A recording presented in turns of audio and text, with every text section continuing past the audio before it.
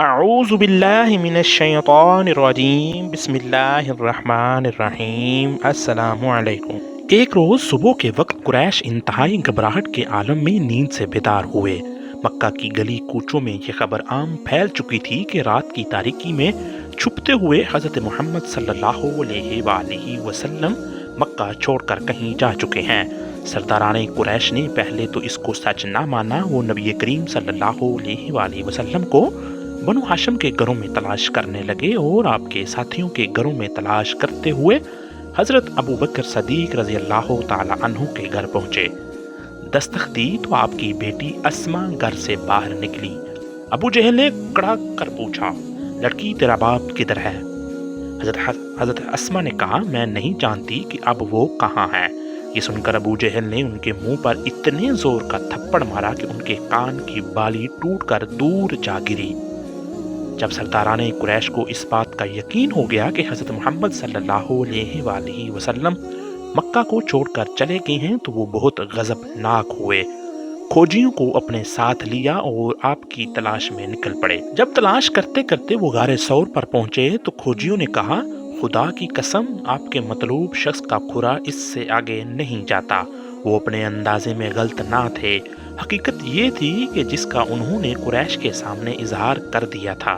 حضرت محمد صلی اللہ علیہ وآلہ وسلم اور آپ کے ساتھی حضرت ابو بکر صدیق رضی اللہ تعالی عنہ اسی غار میں تھے۔ قریش غار کے منہ پر کھڑے تھے۔ حضرت ابو بکر صدیق بچشم خود غار کے باہر قوم کے قدموں کی حرکت دیکھی تو ان آنکھوں سے بے اختیار آنسو چھلک پڑے۔ رسول اللہ صلی اللہ علیہ وآلہ وسلم نے حضرت ابو بکر صدیق کی طرف محبت اور شفقت بھری نگاہوں سے دیکھا تو صدیق اکبر نے تسلی دیتے ہوئے عرض کی، اللہ کی قسم میں اپنے لیے نہیں روتا، یا رسول اللہ مجھے خطرہ ہے کہیں آپ کو کوئی نقصان نہ پہنچائے۔ نبی کریم نے بڑے اطمینان سے جواب دیا، ہے ابو بکر، گھبرائیے نہیں، اللہ ہمارے ساتھ ہے۔ اللہ تعالیٰ نے صدیق اکبر کے دل پر تسکین نازل فرمائی۔ قوم کے قدموں کی طرف دیکھنے لگے اور پھر عرض کی، یا رسول اللہ اگر ان میں سے کوئی بھی آپ نے نقوش قدم کی طرف دیکھ لے تو وہ ہمیں بھی دیکھ لے گا۔ اس وقت ہم ان کی نظروں کی زد میں ہیں۔ نبی کریم نے ارشاد فرمایا، اے ابو بکر، ان دو اشخاص کے بارے میں آپ کی کیا رائے ہے جن کا تیسرا خدا ہو؟ اس وقت آپ دونوں نے یہ بات بھی سنی کہ ایک قریشی اپنی قوم سے کہہ رہا تھا، آؤ غار کے اندر جا کر دیکھتے ہیں۔ امیہ بن خلف نے اسے مذاق کرتے ہوئے کہا، ارے اندھے، تم یہ مکڑی کا جالا نہیں دیکھ رہے ہو جو اس نے غار کے منہ پر بن رکھا ہے؟ اللہ کی قسم مجھے یہ جالے تو محمد کی پیدائش سے بھی پہلے کا لگتا ہے۔ البتہ ابو جہل نے کہا، لات و عزا کی قسم، مجھے تو یوں لگتا ہے کہ وہ ہمارے بالکل کہیں قریب ہی ہیں، لیکن اس نے ہماری آنکھوں پر جادو کر دیا ہے۔ ناظرین، قریش ہر صورت حضرت محمد صلی اللہ علیہ وآلہ وسلم کو قابو کرنا چاہتے تھے۔ انہوں نے ان سب قبائل میں اعلان کروا دیا جو مکہ اور مدینہ کے راستے کے دونوں طرف رہائش پذیر تھے کہ جو بھی حضرت محمد صلی اللہ علیہ وآلہ وسلم کو معاذ اللہ زندہ یا مردہ حالت میں ہمارے پاس لائے گا، ہم اس کو عمدہ نسل کے 100 اونٹ بطور انعام دیں گے۔ سراقہ بن مالک مکہ کے قریب قدیہ جگہ میں ایک مجلس میں تھا۔ قریش کا ایک قاصد ان کے پاس آیا اور انہیں قریش کی جانب سے بھاری انعام کی اطلاع دی۔ جب انعام میں 100 اونٹ ملنے کا سنا تو سراقہ کے منہ میں پانی آ گیا اور لالچ نے دل کو جکڑ لیا، لیکن اس نے اپنے اوپر بہت ضبط کیا۔ ایک بات بھی اپنے منہ سے نہ نکالی، کہیں بھاری رقم کا انعام کا سن کر دوسروں کے دلوں میں لچانے نہ لگ جائے۔ سراقہ ابھی مجلس سے اٹھنے والے تھے کہ ایک شخص نے آ کر اطلاع دی، باخدا ابھی میرے پاس سے 3 اشخاص گزرے ہیں۔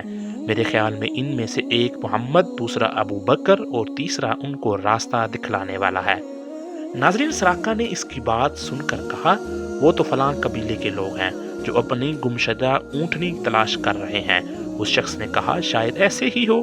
سراقہ تھوڑی دیر مجلس میں رہا۔ اہل مجلس جب کسی دوسری بات میں مصروف ہو گئے تو چپکے سے وہاں سے کسک گیا تاکہ اہل مجلس میں سے کسی کو پتہ نہ چلے۔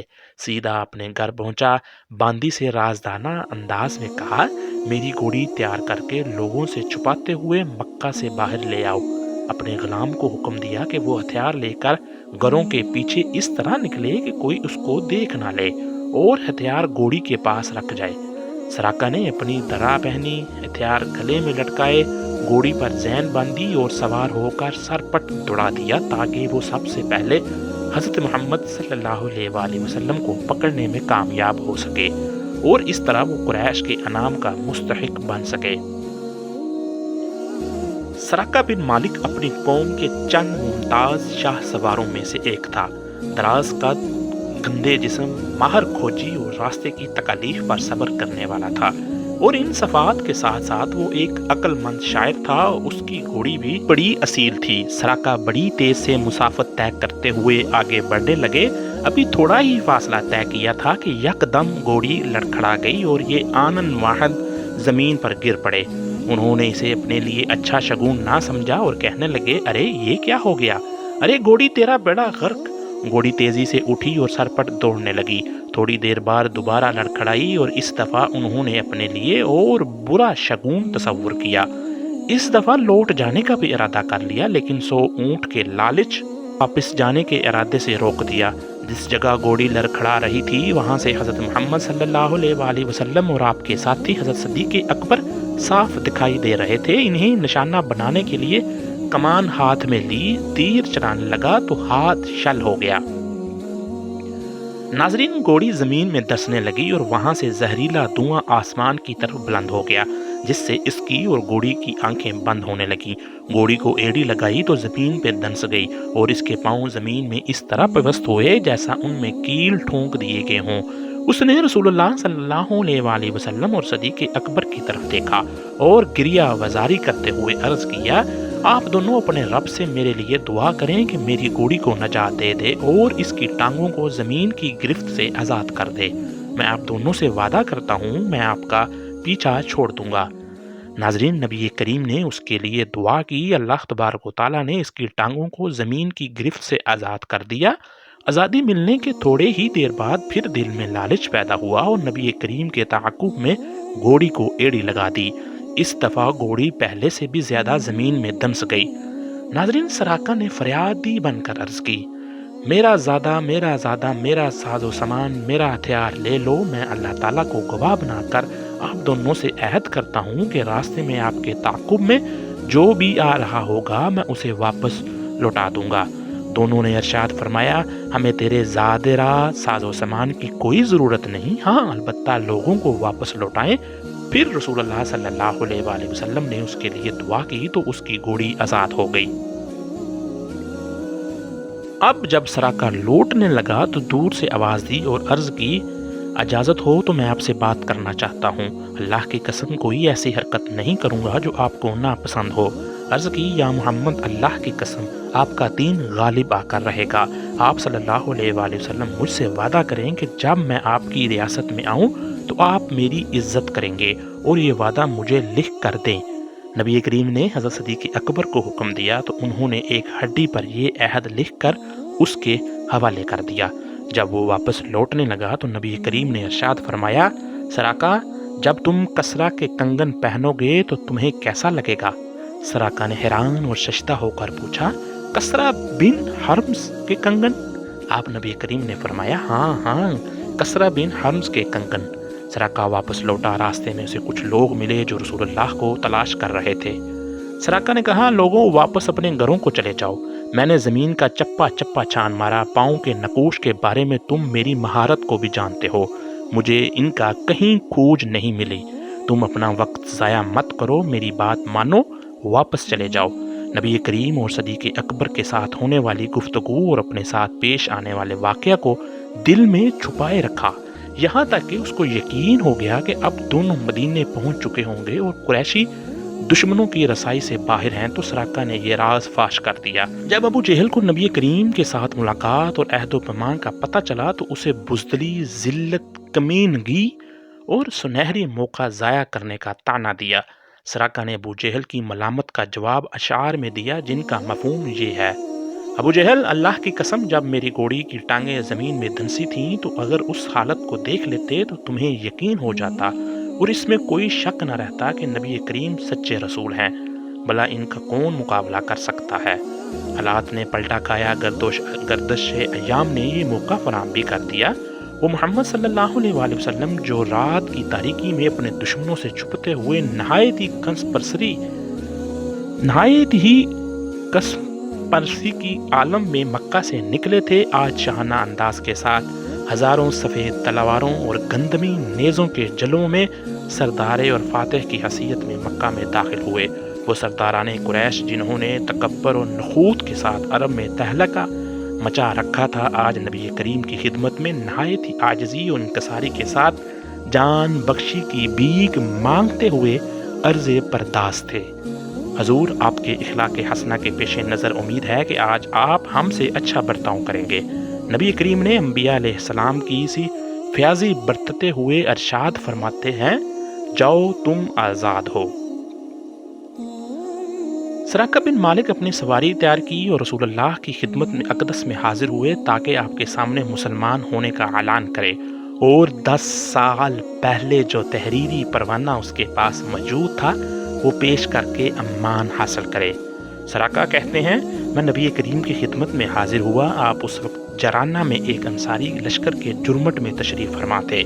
مجھے دیکھ کر انصاری اپنی نیزوں سے کچوے نگارنے لگے اور کہنے لگے، دور ہٹ جاؤ، تم یہاں کیا لینے آئے ہو؟ میں صفوں کو چیرتا ہوا نبی کریم صلی اللہ علیہ وآلہ وسلم کے قریب پہنچنے میں کامیاب ہو گیا۔ آپ صلی اللہ علیہ وآلہ وسلم اپنی اونٹنی پر سوار تھے۔ میں نے تحریری پروانہ دکھاتے ہوئے عرض کی، یا رسول اللہ، میں سراقہ بن مالک ہوں، یہ آپ کا میرے ساتھ تحریری معاہدہ ہے۔ رسول اللہ نے ارشاد فرمایا، سراقہ میرے پاس آ جاؤ، آج عہد و پیمان کی ایفا کا دن ہے۔ میں آگے بڑھا اور آپ کے سامنے اپنے مسلمان ہونے کا اعلان کر دیا اور آپ کے حسن اخلاق اور ایفائے عہد سے شاد کام ہوا۔ سراقہ بن مالک رضی اللہ تعالیٰ عنہ کی رسول اللہ صلی اللہ علیہ وآلہ وسلم کی ملاقات کو ابھی چند ماہ ہی گزرے تھے کہ اللہ تبارک و تعالیٰ نے نبی کریم کو اپنے جوار رحمت میں بلا لیا۔ آپ صلی اللہ علیہ وآلہ وسلم کے وصال سے سراقہ رضی اللہ تعالیٰ عنہ غم و اندوہ میں اس طرح نڈال ہو گئے، وہ منظر ان کی آنکھوں کے سامنے گھوم گیا جب وہ 100 اونٹ کے لالچ میں نبی کریم کو قتل کرنے کا ارادہ لے کر تعاقب میں نکلے تھے۔ آج دنیا بھر کی عمدہ اونٹنیاں نبی کریم کے ناخن کی ایک ذرے برابر بھی حیثیت نہیں رکھتی اور اپنے بارے میں نبی کریم کا یہ جملہ بار بار دہرانے لگے، سراقہ، جب تم شاہ ایران کے کنگن پہنو گے تو تمہیں کیسا لگے گا؟ اب انہیں یقین ہو گیا تھا کہ شاہ ایران کے کنگن یہ ضرور پہنیں گے۔ تیزی کے ساتھ گزرتا گیا، یہاں تک کہ حضرت عمر فاروق کی خلافت کا دور آیا۔ مسلمان ان کے دور حکومت میں ایران کی طرف تیز ہوا کے جھونکے کی طرح لپکے، قلعوں کو فتح کرتے، لشکروں کو شکست فاش دیتے، شاہی تختوں کو پامال کرتے، مال غنیمت سمیٹتے ہوئے مسلسل آگے بڑھتے چلے گئے، یہاں تک کہ پورا ایران فتح کر لیا۔ ایک روز سپاہ سالار لشکر حضرت سعد بن ابی وقاص رضی اللہ تعالی عنہ کے قاصد ایران پر فتح کی خوشخبری لے کر حضرت فاروق اعظم رضی اللہ تعالی عنہ کی خدمت میں حاضر ہوئے۔ ان کے ساتھ بیت المال کے لیے غنیمت کا 5واں حصہ بھی تھا جو ایران کے مجاہدین اسلام کے ہاتھ لگا تھا۔ جب مال غنیمت حضرت عمر فاروق کے سامنے رکھا گیا تو آپ یہ دیکھ کر حیران رہ گئے کہ اس میں شاہ ایران کا وہ تاج بھی موجود تھا جس میں قیمتی موتی جڑے ہوئے تھے۔ شاہ ایران کا وہ لباس بھی موجود تھا جو سونے کی تاروں سے بنا ہوا تھا، اور وہ قیمتی پٹی بھی تھی جس پر لال جواہر جڑے ہوئے تھے، اور سونے کے 2 کنگن بھی مال غنیمت میں موجود تھے۔ اس جیسے خوبصورت دیدہ زیب کنگن پہلے کبھی نہیں دیکھے تھے۔ اس کے علاوہ بے شمار نفیس دیدہ زیب اشیاء مال غنیمت بھی موجود تھیں۔ ناظرین، حضرت عمر فاروق اس پیش پہا خزانے کو اپنی چھڑی سے الٹ پلٹ کر دیکھ رہے تھے۔ پھر آپ نے حاضرین کی طرف دیکھتے ہوئے کہا، جو لوگ یہ مال غنیمت لے کر آئے ہیں بلا شبہ سب کے سب امین ہیں۔ حضرت علی رضی اللہ تعالی عنہ بھی وہاں موجود تھے۔ کہنے لگے، امیر المومنین، آپ پاک دامن رہیں تو آپ کی رعیت بھی پاک دامن رہی۔ اگر آپ مال و غنیمت کھاتے تو آج یہ ہڑپ کر جاتے۔ اس موقع پر فاروق اعظم نے سراقہ بن مالک کو اپنے پاس بلایا، شاہ ایران کا لباس انہیں پہنایا، کمر پر پٹی باندھی، سر پر تاج رکھا اور ہاتھوں میں کنگن پہنائے۔ یہ منظر دیکھ کر مسلمانوں نے نعرہ تکبیر بلند کیا۔